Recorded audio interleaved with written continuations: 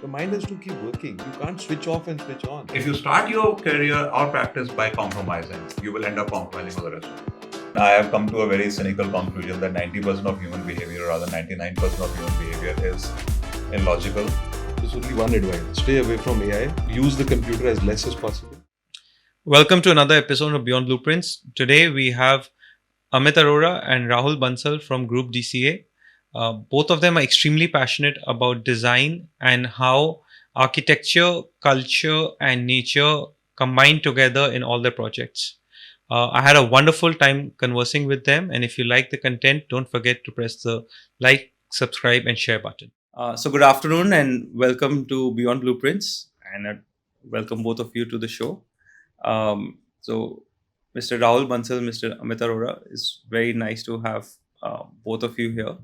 How did the relationship between the two of you work out? Like over the years, right? Nearly 20 years now.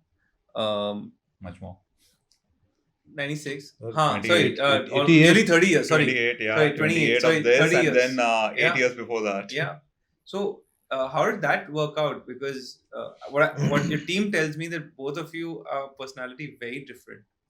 A little bit background check we got a little bit done. Well, that's a fact. Yeah. I mean, we are Factually, very you're right. different, Yeah. and that's probably how we complemented each other, had the respect for each other, and the most important thing, like in any other relationship, is trust.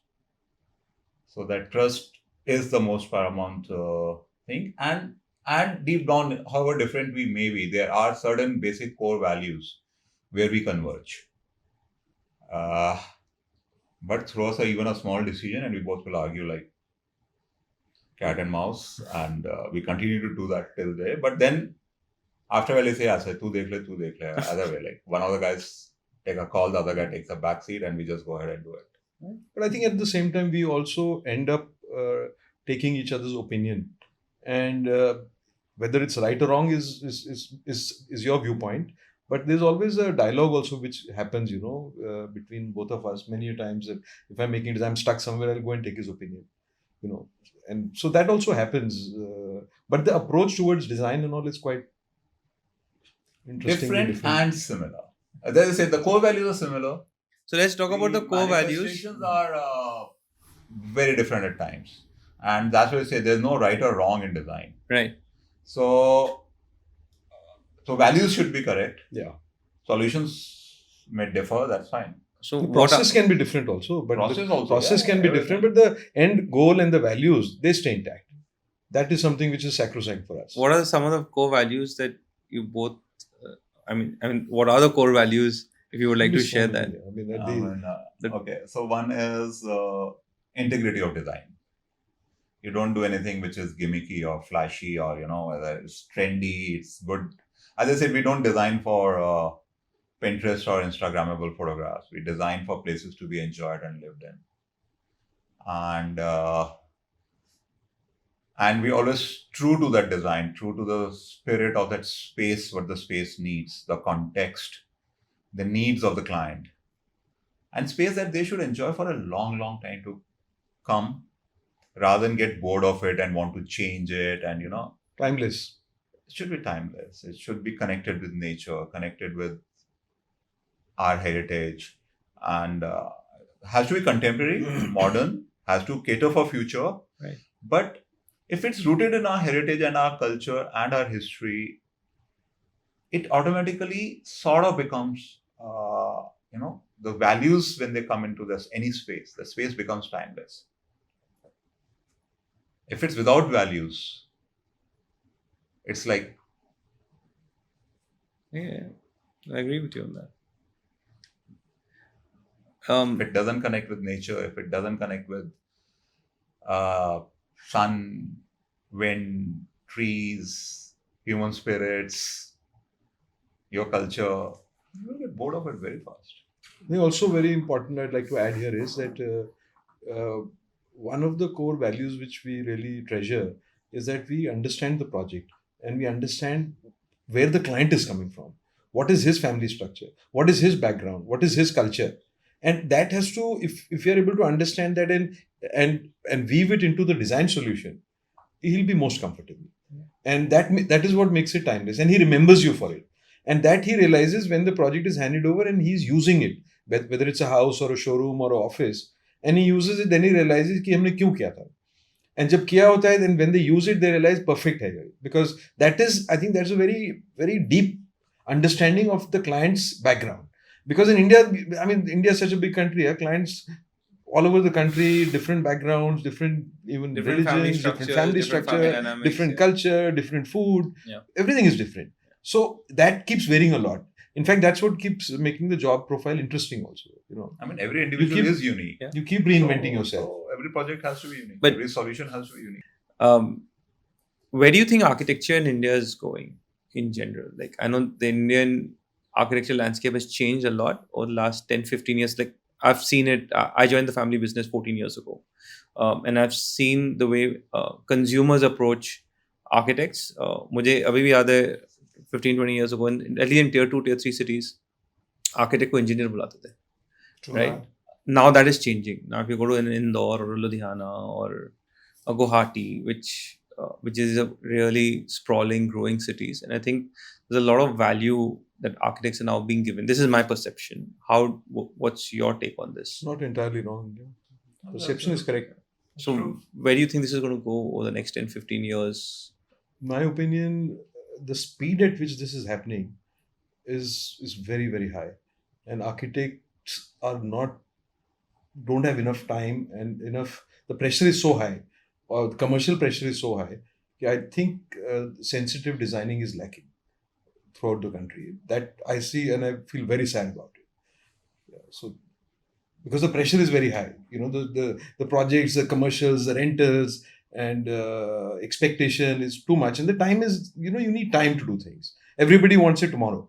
So because of that pressure, I think that the design and the quality of design, Right. what it used to be when you used to properly get into design, I think that is something which needs to be checked. What would be the solution if you were to recommend a solution? No to this? solution. So it's actually not only a problem in India; it's a problem of every growing economy, and it's actually a global problem. So today you see glass window buildings all across the globe. Yeah, it looks the same. So whether that building is in Kenya, right on the equator, or in Delhi, Or in Milan or wherever or in else. Milan, Yeah. or in Scandinavia, I mean, right from the coldest to the equator, or in a desert. I mean, Dubai, you can pick up any building and plant it anywhere. Yeah. And so there's no context. And there is no sensitivity. So, unfortunately, most of the architecture and design is happening like that. There are, in our opinion, and of course everybody is entitled to their opinion, somebody may find this absolutely justified and correct, but for us, we believe that's a huge... So, building industry accounts to one of the largest contributors to environmental impacts on this planet, on overall extraction of our resources, use of our resources. Right. And we do realize what's happening to our environment. But we are still making these energy guzzling buildings without sensitivity, without context, without exploring enough. And there are buildings which are doing that. It's not possible. Every town, every city, every country you go to, you will find some modern gems happening. But they're too few and too far in between. And I say it's a global problem. It's not only a problem for India. I know you guys have done a lot of work with the high-end brands. There's been Rolex or Chanel or Gucci. How did you get into that space, and are they challenging clients to work with? What goes on when you work with them? Or is it like an international company that has a standard template that you need to follow? See, for these brands, first to answer your question, how did we get into it? When the retail foray into India opened up, let's say I think somewhere in the early 2000s or something, when Emporio Delhi happened. So that is the time when these brands were coming for the first time into the country in a formal way, Right. in a proper organized way. So they were looking for architects within the country who they could rely upon for as resident architects. So we were fortunate to get a call from them, and from that point is where a journey started into this luxury segment into the country. And talking about how the format works, definitely they have a template, which is a global template, what we call as the Bible, which they follow. But there is a whole lot of adaptation which happens. So that's why they need a resident architect, and also to take care of the MEP and the adaptation of their design and their Bible into the space which they're going to build up. So we've been doing that a lot. So there's a lot of value engineering evolved around that. And that also has given us a lot of exposure to Even global materials. practices, Yeah. right from design, execution, engineering, manufacturing, Materials. I mean, everything. So the kind of learnings we got from them, and also the kind of value addition and value engineering we did for them, and the whole professionalism around these brands. So the kind of respect that we got from them was like amazing, because we were talking sense and we were trying to make them things work in a local way, trying to save them resources, trying to be smart about their executions and their end product, and giving them a product which was like absolutely comparable to what they were doing anywhere on the globe. So that taught us a lot. That opened the exposure we got was like phenomenal, and it continues to be so. So we learned so much from that. We developed so much for that, and I think and those practices and those learnings also started getting used in our other design processes. What would be the 2 or 3 key learning points that had a very big impact that you learned from these global companies that you were able to implement in? I think one important point which Amit mentioned is to learn like communication, for example. How communication is so important for a project. Communication between architects, the contractors, all the stakeholders, whether it's a mall or a client, and consultants and vendors and all that. That communication, the thread of communication, what we learn from these foreign brands is extremely important, because that is what ties up the whole project, and you're able to deliver at the right time with the right quality. So I think that is one of the very important. So this is And also the thing that very critically we learned from them is like you do the way you schedule your project, each and everything. That whole schedule, here you don't want to rush through things. You plan everything very systematically, and then your execution goes very seamlessly and smoothly. So, and those are the practices which till then it was difficult for us to convince our other, Indian clientele that we were working for, and for ourselves also. You used to work on a short-term goals rather than complete overall planning and packages and decisions. So take more planning, more decisions, everything finalized before you actually jump into execution. And then your execution is absolutely flawless and seamless. Even get the sequence correct. What has to happen first and what has to happen second time after that. Many a times you do the later thing first, and the one which has to happen now you do it later. It just messes up the whole trail. So I think that sequence in scheduling is one of the really... Somebody sitting in Singapore is coordinating with somebody sitting in Italy, then we are coordinating, and the site is in Bangalore. Right. So that whole importance of communication, that whole importance of, as I said, and the whole point was also that any good idea is welcome. There's no bad idea. You want to solve a problem.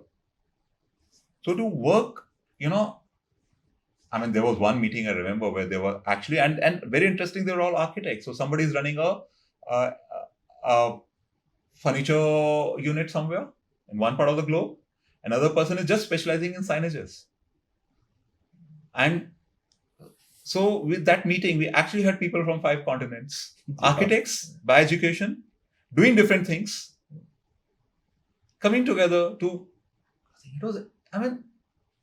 and just to see how everybody is specialized in their respective field, the kind of engineering they have developed for those products, the kind of design inputs, and the whole ecosystem that they created. The details insane. In the drawings, that was so important to understand how a detailed drawing should be, in which the translation is so easy, and you can't go wrong because there is no scope to go wrong in these projects.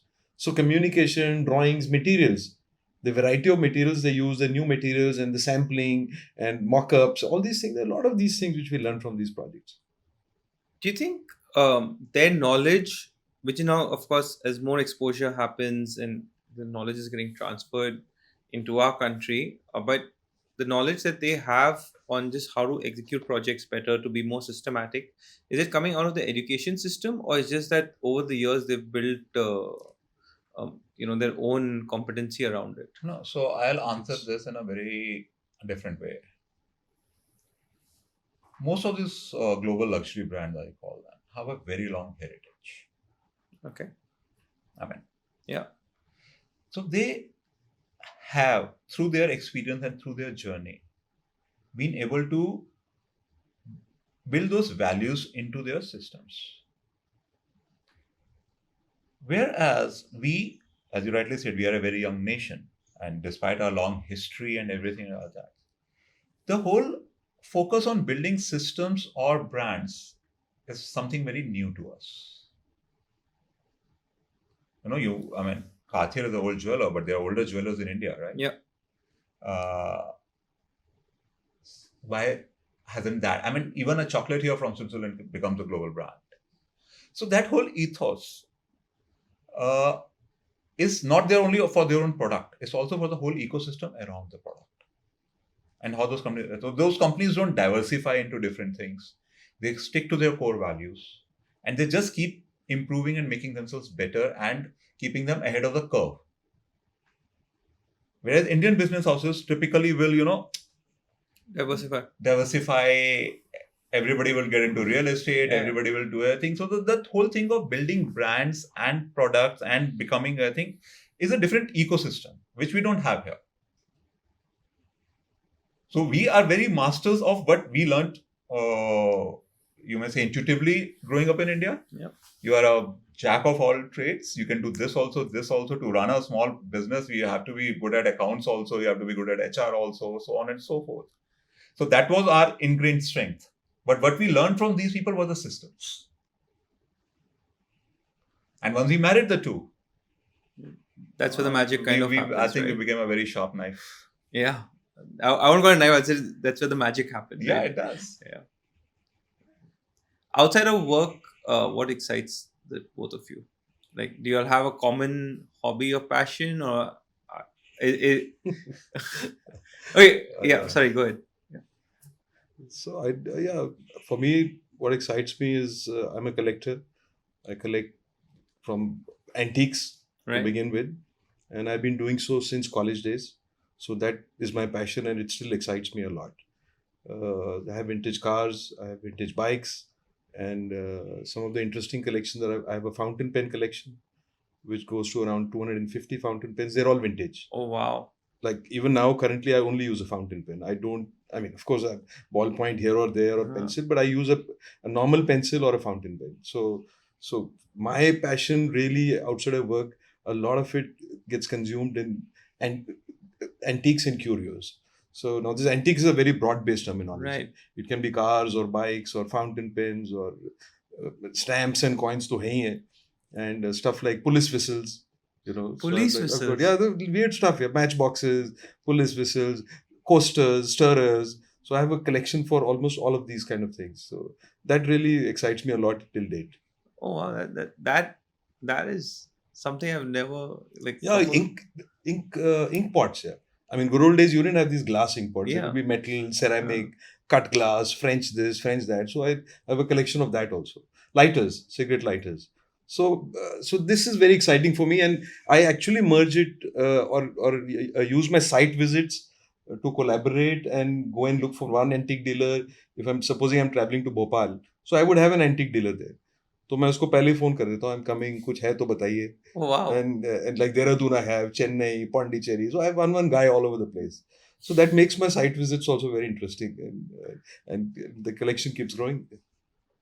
Wow, that is phenomenal. So you have that in display at work, or is that at home? No, here also a bit of it is here. If you see some antiques and furnitures, right. For example, that cabinet, that is from Dehradun. And these are all period stuff. None of them has been reconstructed or reproduced. So everything is period. Every room, every space you walk into the studio, you will find one curio there, one curio cabinet there. So the Yeah, so whole that's all a space is part of like the collection, professionally speaking and personally. My personal collection is at home. I have a basement which is like my collector's den, Right. which is around 3,000 square feet. Yeah, so that's when the cars are in the workshop. What's the oldest car that you have? I have a 1919 Ford Model T, which is made in Canada. That's my oldest car. Yeah. And you still drive it? No. So I have around 7 cars, and out of them 2 are restored. So the other 5 still need restoration. So I've started restoration now of late, like 1 year ago, Okay. of the other cars. All right. I'll talk to you on that a little Yeah, offline. yeah, exciting. I need help for the vintage car that we have at home. Yeah. I went to Hampi for the first time last year in September, and I was just blown away. And did you, by any chance, did you end up going to that megalithic site? No, one year. It's not even on the radar. There's a megalithic site near Hampi. It's so unique. It's so unique. Yeah. And the stories around it, the anthropological studies of it, the archaeological studies, the anthropological studies, the whole thing. It is, I think, nobody even know. I mean, hardly anybody. I mean, when we went there, we were the only ones there. Well, So that's the sad. Huh? That's kind of heritage we have, the kind of history we have, and then it's coupled with all the Hampi temple sites Right. have well built public utilities. Yeah. None of them had water or electricity. They are made, money has been spent, but they are lying locked and disused. Yeah. I see what you say. India has a lot to offer Lot in to terms of offer, heritage but like I and said, tourism. right from Shekhawati to, I mean, one of the trips we went to, Shillong, Meghalaya, and those route bridges and all. I mean, it's like, any nook and corner you go into the city, and I'm not talking the major culprits like, Kolkata or Bombay or Delhi, Ahmedabad, Udaipur, these are the popular ones, of course. I mean, some of the most amazing museum experiences I've had in Kolkata. Which one's your favorite there? I know I'm brought up in Calcutta. A lot of my school trips were to these museums. I mean, so what they're done in currency building right now, I mean, we really love that experience. Really? I've not been to that one. Please do. I will. So just elaborate a little bit more, please. No, they had a great exhibition going on there, and the way the building has been restored, the way the whole exhibition had been set up, and all that jazz. This was a very, very, I would say, one of the best museum experiences I would encounter anywhere in the world, and I've seen the best of museums across the globe. So typically, the whole thing of Indian museums not being pleasant experiences. As I said, in many places we are faltering a lot. As just mentioned, our facilities, and despite facilities having been constructed, are lying locked, like in Hampi. But at the same time, we have got some good experiences also happening. I mean, state-of-the-art lighting, dehumidifiers, everything. So they had a exhibition on the Bengal School of Paintings and all that. It was amazingly done, yeah. This is outside of work, and clearly both your personalities, both of you love history, right? history and heritage. In a different way. In a different way? Very But- different way. But clearly there is a common connect there. And how are you both at work? How would you describe each other at work? Who's the workaholic? Is there a balance? Are you both workaholics, or who's the more fun guy? No, so we love to party, both of us. Right. We both have a lot of fun in life, and there is no boundary for us where we say, when do you stop working? We never stop working. Mind is always working, and I don't need to. I'm not working in a factory, or we are not working in a field where there is a specific ana to be like doing this particular task to be working. Your mind is Right. always working, and our minds are always working. I don't need to be interacting with somebody. I think my mind is. Both of us. That's quite well put, actually, because even if you're at home, not at work, but your mind is working. You're thinking of something. You're writing I think something that's down. true for all entrepreneurs. Yeah, so it's just. I mean, it's, it's I think like- it's just no, that balance, so it's that certain get the mix people- right, and that's it. So that's human nature, right? And But- why should it not be? And why should I draw that line? And why should I say, okay, there are things that, okay, I can't have a meeting on a Sunday, and we typically would not do a meeting on a Sunday. Right. But if I'm sitting doing something, entertaining myself, and I get an idea, I'll sketch it out. Why should I?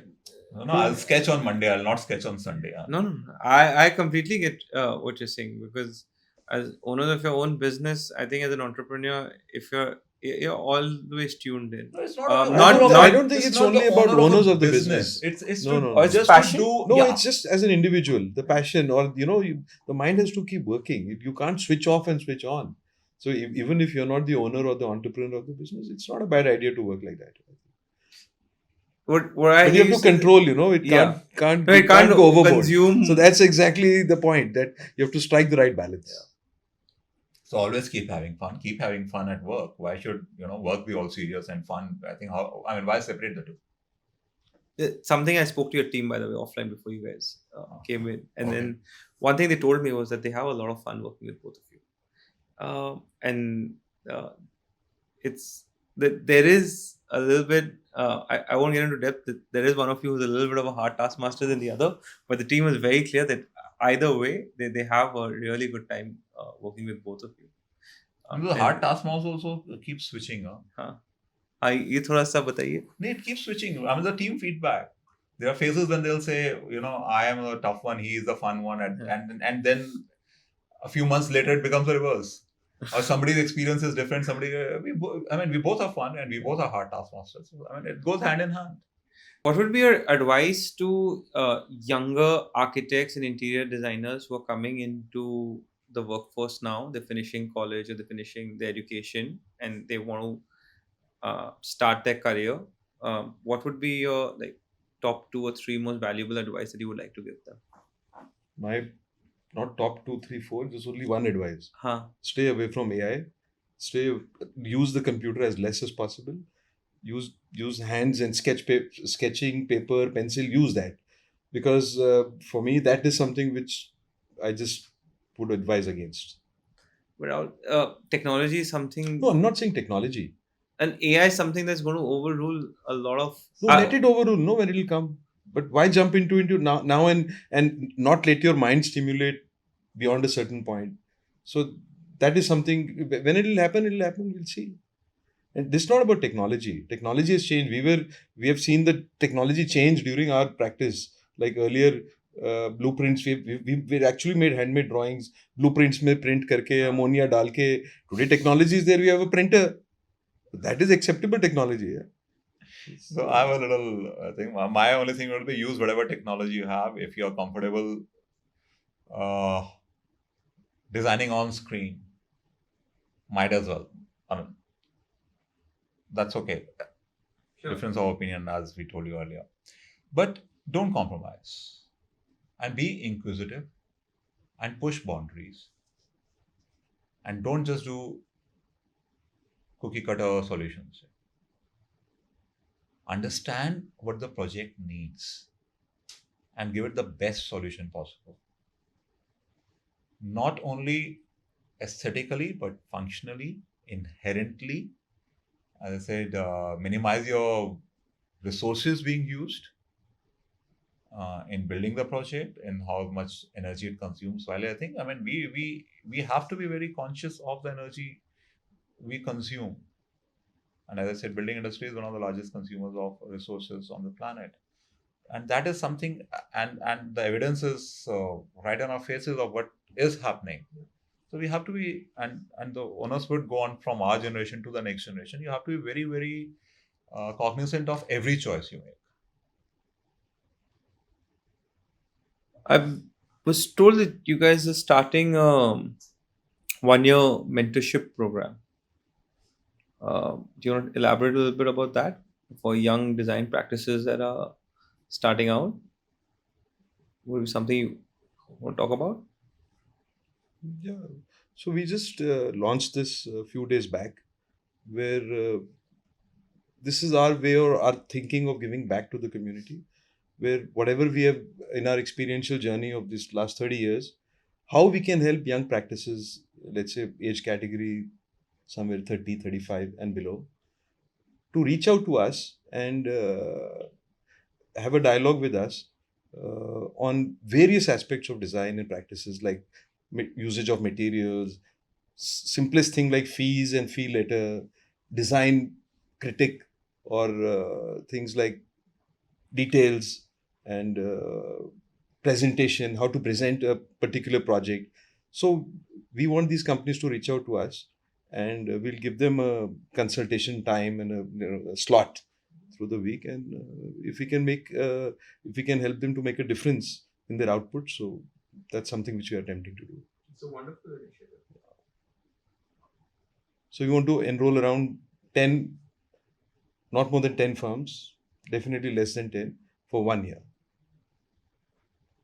That sounds very interesting. Yeah, let's see. I hope it goes on. I can see the spark in both your eyes. No. So as this you is Rahul's idea, and I think I was initially not very excited about it. Right. But as he's been delving more and more into it and all that thing, so I mean, the excitement is rubbing off me, and I look forward to. Of course, Rahul is doing it, not me. But I really think it's gonna make a difference to those 10 practices and the results they're on, and I hope this continues as a system. We can do efficient. A small input from our side can be a big Ponzi scheme or a positive Ponzi scheme out of it, which benefits the overall, the community, ecosystem. Community and their clients, and further, so the as I said, if it works as a Ponzi scheme, it can percolate, and the effects can be positive in a much wider spectrum. So it has a lot of promise. I mean, I'm excited about it, and I hope it really works out the way we are. I mean, Rahul has visualized it. Both of you have kids, right? And they've studied architecture or are studying architecture. So we both have 2 kids each. One of each one's kid is an architect. Yeah. So this thing of bringing them into this practice, or it's the conversation that you've had with them, or is there any planning on that? And where does the GroupDCA go from here now? Really haven't deeply thought on that at the moment, because at least for my son, he just graduated a year and a half back. So he's right now figuring out things, and I don't want to put the pressure on him to join DCA or something. I don't want to paste it upon him. So we'll see how it evolves there. My daughter, she graduated a couple of years back. I mean, and then she was working. I mean, she was traveling a lot, worked a lot. She took everything, and now she has just went back to US. She's doing her master's from Yale. Right. And but she has been a lot into academics and all that jazz. So she has been teaching while studying, while doing undergrad also, and she was teaching when she was in India. So she's more inclined towards academics, and I don't know what her plans or her interests are. She's still discovering herself, and so You tell us, what has you have been interacting with the industry. You have grown up in the industry now. So you have seen the whole ecosystem and dynamism change. What is your opinion on architects and architecture practices in this country? The honest opinion is that I think the architecture space is going through a big change. I think consumers are valuing architects more and more to what it was 15 or 20 years ago. 20 years ago, I think the contractor was valued a lot higher than an architect. And I'm talking in a general sense across the country, right? Not pockets here and there. I think the value that architects are getting now, or interior designers are getting now, is much higher than what it used to be. The economic spending power of this country has gone up, and I think that has increased exponentially. Right, exponentially, and I think that has played a part in the respect that architects are now getting. मेरे को अभी भी याद है, I was on site. This is somewhere in South India. I think it was Kakinada, or maybe it was Kakinada tha ya Visakhapatnam tha. I can't remember the exact space, but I remember the year. It was about 2013. And I had met with a young architect, and he used to. So if you look at plywood space, North India was always a consumer of block boards. And South India was always a consumer of plywood. And there was this small town, Kakinada. I'm pretty sure this was Kakinada. And वहाँ पे ना हर महीने हमारा 50 block boards used to go. So I was very interested that in South India, there's one town where every month 50 to 60 boards go. So I want to understand and meet the customer or the designer who was specifying this, and he said he had one Rajasthani contractor that he worked with, and he had one South Indian uh, local contractor. And he said Rajasthani वाला कहता है मैं blockboard से काम करूंगा. cupboard के पल्ले बनाऊंगा, and the other guy refuses to say ply. And I very remember telling him, so you know that board is a better product for cupboard shutters than ply. तो आप दूसरे वाले को भी just explain it to him. And he said, Akhilesh, contractor के ऊपर मैं कभी नहीं जाऊंगा, because he spends time on site and उसको एक ही चीज कहनी कि सूट बूट डिग्री लेके हमको ज्ञान देने आ गए. And this was 2013, and I don't think this situation exists in 2023 anymore. Consumers are giving a lot more weightage. The contractors are giving a lot more weightage to architects. They are very aware that there is a very, very big change that is happening as we speak. This is one change that I've seen. Economic spending has definitely gone up, and I think architects have started getting better fees than what they used to 10 years ago. This is my gut sense. Is that not the case? All perfectly correct. Pretty much. Yeah. The broad spectrum, yes. Broad spectrum, yeah. And I think the exposure to materials abroad has significantly increased. The amount of material available in India, the amount of I've seen technology. another change in, when you're Please. talking about materials. The materials which are, see, there was a phase when imported material was really looked upon. Yeah. Let's say, for example, tiles.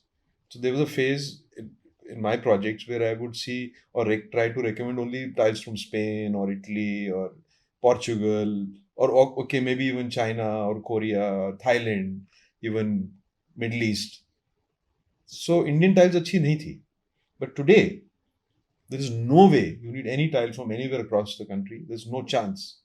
The Indian tiles are better than what you get across the globe. Yeah. So that change I have seen, and I'm very proud of it to see that change. And I'm sure that is true for various other materials in our profession. Absolutely. Where the Indian product quality is right there, which I'm very glad about that, There's been a lot of investment from the respective industries on getting the right technology into the country. Pehle factories used to be very small, Right. very unorganized. Now, if you go to any decent sized factory in any industry, there's a very big sea change in the way the plants are set up, the way machineries are being onboarded. Latest technology, yeah. R&D centers are being set up in all large corporate houses, because Yeah, that's- we have to find a way of being able to compete. And I'm talking from an industry perspective here. Because India is a growing market and everyone wants a piece of the pie here. And if you're not going to give a competitive product which the consumer wants or which the designer wants to use, you're going to be found out very fast. True. And I That's think right. That's very true. Absolutely. yeah. So I think we're in a very exciting time in this country. Good times.